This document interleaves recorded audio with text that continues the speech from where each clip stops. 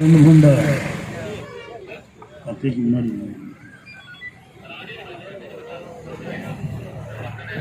கொண்ட அண்ணா கூட்டுறவு ஏற்பாடு நடைபெறக்கூடிய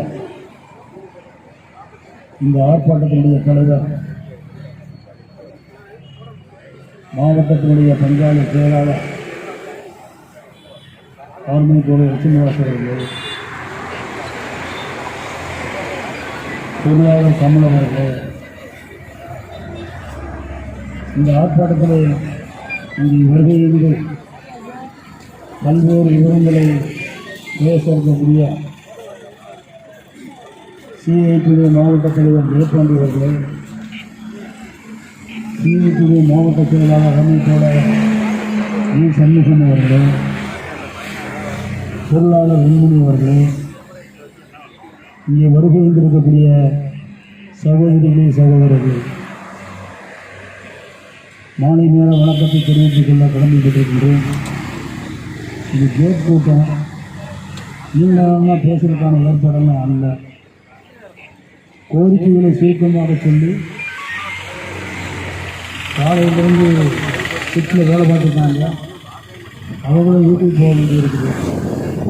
இந்த ஆர்ப்பாட்டத்துடைய நோக்கத்தை லட்சுமிவாசர் அவர்கள் தேசத்தின் மூலம் சில சொன்ன அவர்கள் விளக்கியிருக்கிறார்கள்.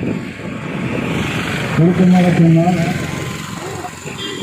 அரசின் கவனத்தில் கொண்டு போக வேண்டும் என்று சொன்னால், புதிய அரசாங்கம் மாண்புமிகு விஜய் அவர்கள் தலைமையில்